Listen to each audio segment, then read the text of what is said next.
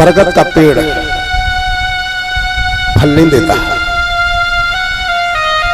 कौशल भैया, बरगद के पेड़ में फल तो होते हैं लेकिन किसी काम के नहीं होते।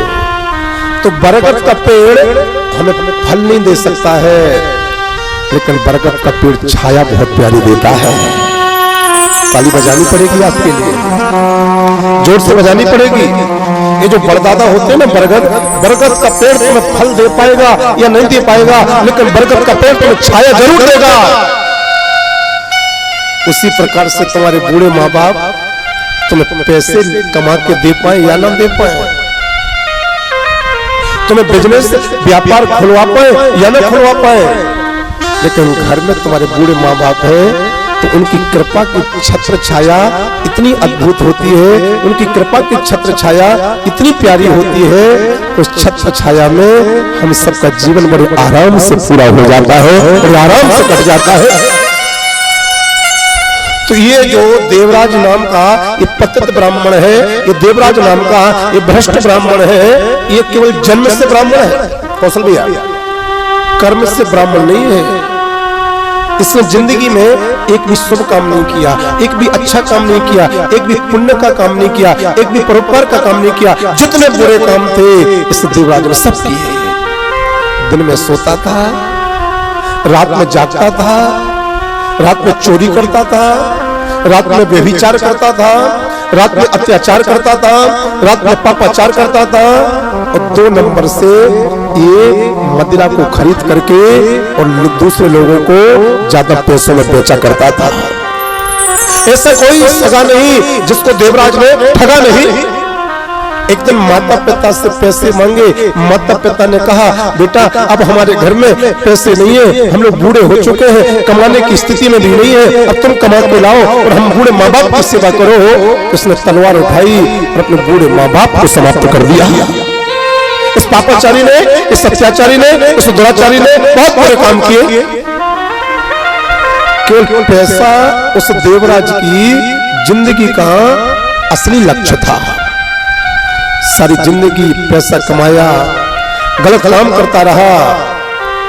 एक बात ध्यान सुनना, मैं बहुत कीमती बात बोलने जा रहा हूं। जो व्यक्ति अच्छा काम नहीं करेगा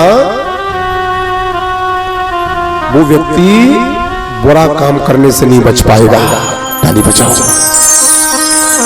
जीवन में यदि बुरे कामों से बचना है, जीवन में पाप कर्मों से बचना है, जीवन में अत्याचार अपराधों से बचना है, तो अपने मन के लिए अच्छे कामों में लगाते रहना। हमारे कौशल भैया बैठे ना पीछे, कौशल भाई जी मेरे बहुत आज्ञाकारी शिष्य हैं। कौशल भैया अपने जीवन में कभी कोई बुरा काम नहीं कर पाए। क्यों नहीं कर पाए? कि कौशल भैया ने अपने जीवन में 24 घंटे जब तक व्यक्ति सो नहीं जाता है, कौशल पर खड़े हुआ, जब तक हमारे कौशल भैया सो नहीं जाते हैं ना, तो प्रातः काल से लेकर के रात्रि के 12-1 बजे तक अपने शरीर को समाज की सेवा में, धर्म की सेवा में, भोपाल में कोई संत, कोई गुरु, कोई महात्मा आ जाए तो उनकी सेवा में लगे रहते हैं मेरे प्यारे। तो जो व्यक्ति अच्छा कर्म करेगा, जो व्यक्ति अपने दिल को, अपने दिमाग को, अपने समय को अच्छे कामों में लगा के रखेगा, वो व्यक्ति कभी बुरे काम नहीं कर पाएगा। लेकिन आपने अपना समय यदि अच्छे कामों में नहीं लगाया है तो आप बुरे काम करने से बच नहीं सकते हो। आपके द्वारा बुरे काम जरूर होंगे। तो शिव महापुराण की कथा को सुनने वाले बुरे कर्मों से बचना है तो अपने मन को हमेशा अच्छी जगह, अच्छे कामों में, भगवान की कथा में, भगवान के भजन में, संतों के संग में, गुरुजनों की सेवा में और अपने से बड़ों की सेवा में लगा करके रखना, ताकि तुम्हारा मन बुरे कामों की ओर जाएगा ही नहीं। इस देवराज नाम के पतित ब्राह्मण ने पैसा तो बहुत कमाया, वेश्यागामी हो गया, वेश्यागमन करते करते अपने ब्राह्मण धर्म से समाप्त हो गया, अपने ब्राह्मण धर्म से गिर गया, अपने ब्राह्मण धर्म से भ्रष्ट हो गया। अब सुनो आगे की कथा। एक बार देवराज घूमते घूमते प्रयागराज पहुंच गया। बहुत ध्यान सुनना कथा, शिव महापुराण की कथा कैसे उद्धार करती है मैं आपको वो बताने जा रहा हूं। घूमते घूमते, शराब को बेचते बेचते प्रयाग में पहुंच गए। अब देखो भगवान शिव जी की कृपा होनी होगी, इसका प्रारब्ध तो कोई बहुत अच्छा होगा। जैसे ये पतित ब्राह्मण, ये भ्रष्ट ब्राह्मण, ये पापी ब्राह्मण देवराज प्रयाग पहुंचा और प्रयाग में जाते ही गंगा मैया के किनारे पर ये बेहोश होकर के जमीन में गिर पड़ा। जीवन में कोई अच्छा काम किया नहीं था, जीवन में किसी का अच्छा किया नहीं था, पाप कर्म करके जीवन यापन कर रहा था, बुरे काम करके जीवन को यापन कर रहा था।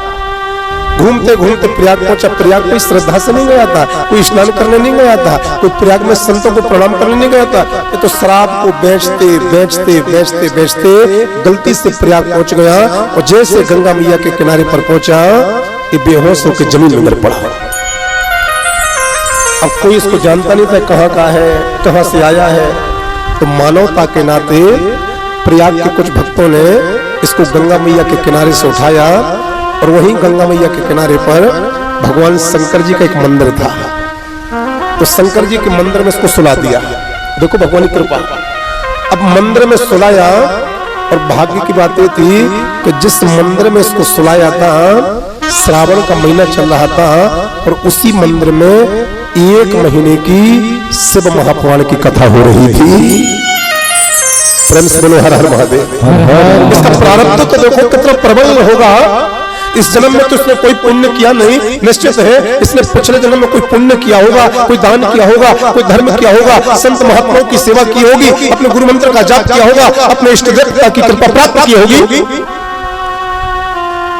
पिछले जन्म का भी इतना सब भजन होगा, इतना सब पुण्य होगा, तो इस जन्म में भगवान तुम्हें गलती करने से बचा लेंगे, पाप करने से बचा लेंगे।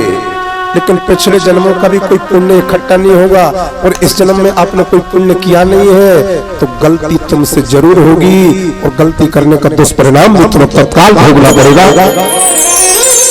मंदिर में चल रही थी 1 महीने की शिव महापुराण की कथा।